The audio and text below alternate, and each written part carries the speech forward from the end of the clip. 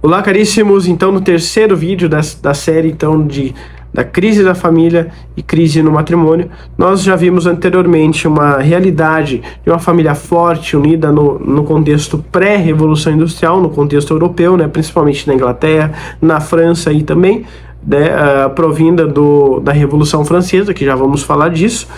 E nós falamos também no segundo vídeo a respeito aí desse distanciamento, dessa mudança abrupta, né, de realidade e, portanto, na perda de vínculos afetivos entre famílias, mas entre os indivíduos de uma única família, pela alta carga de trabalho, por toda a questão aí que envolve o ordenamento familiar.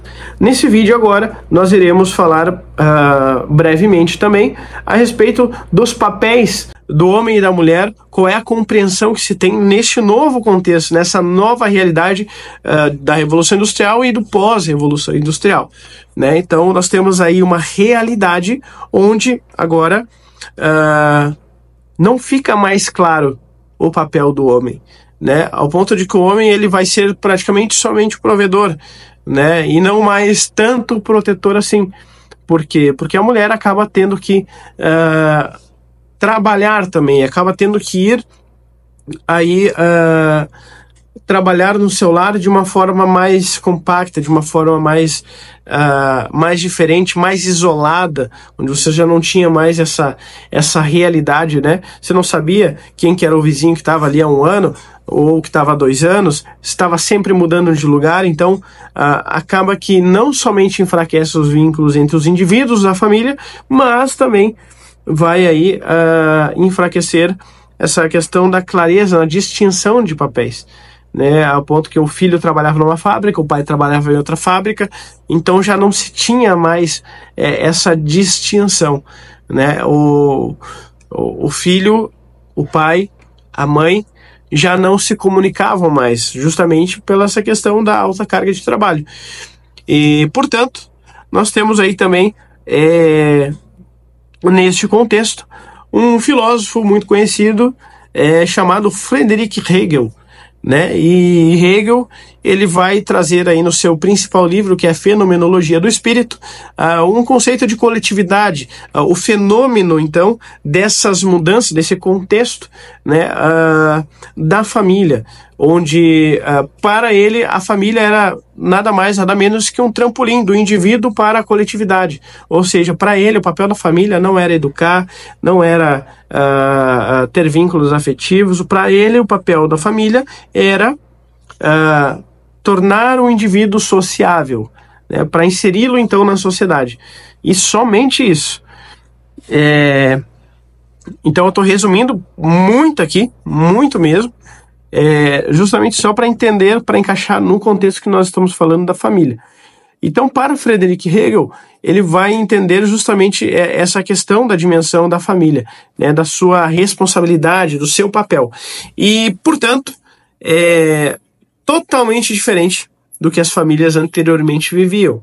E essa realidade do indivíduo, né, ser sociável, era um drama para ele entender esse fenômeno do porquê que o camarada trabalhava, servia ao Estado, como ele diz, né, um espírito universal, né, ao qual o indivíduo deve ser inserido, né, no contexto do Estado, em que o Estado ele vai ser aí o objeto de entrega pelo homem, né, e não mais a família.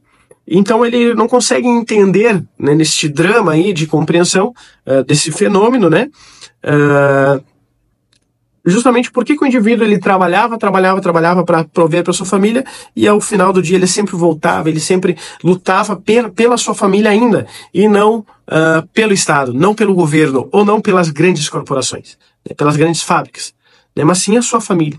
Então por isso que esse fenômeno da coletividade, nesse contexto, as famílias começaram a se dividir, a perder os seus vínculos, mas ao mesmo tempo ainda tinha algo que os prendia uns aos outros, né?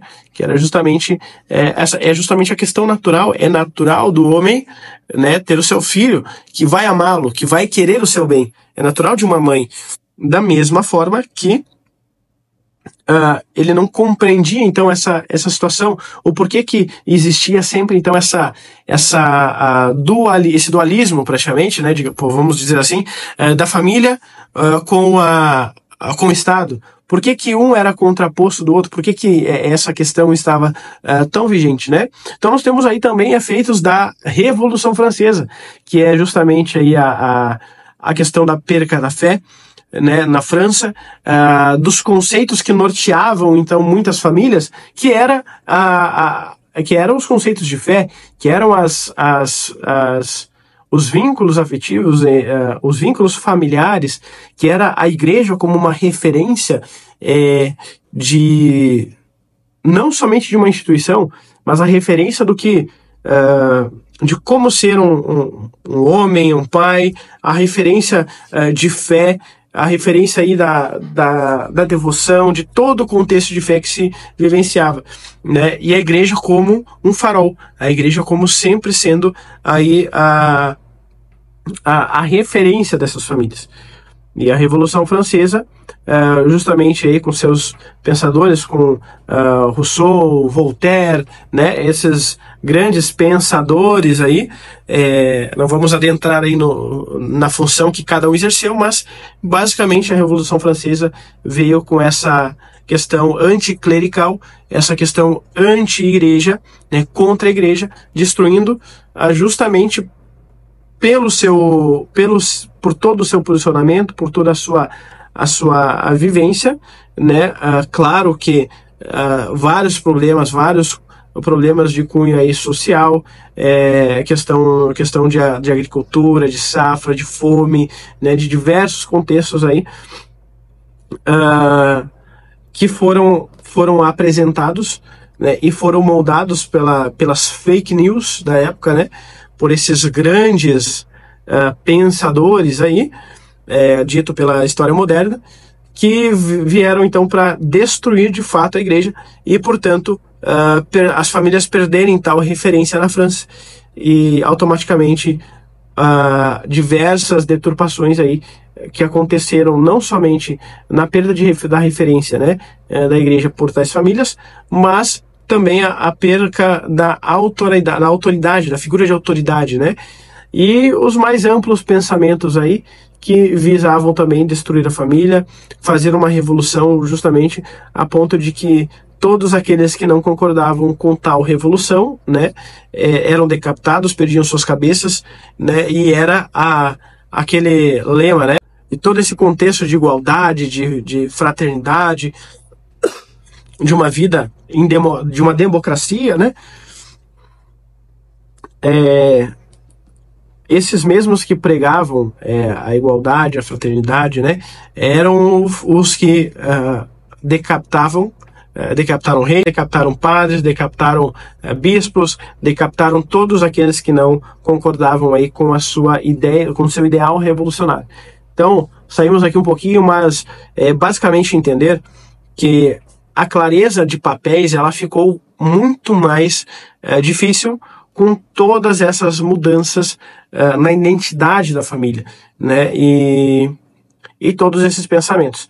E depois, é claro, que nós vamos ter aí uma distinção maior ainda, né? Uma confusão maior ainda, não somente nos papéis, mas uma confusão maior no que diz respeito aos vínculos aí, né, entre homem e mulher, entre seus filhos, muito maior no próximo vídeo, que é onde nós vamos falar então sobre o seu Karl Marx e também ideias posteriores que vieram a chegar onde chegamos, né, de uma forma mais compreensível daí agora.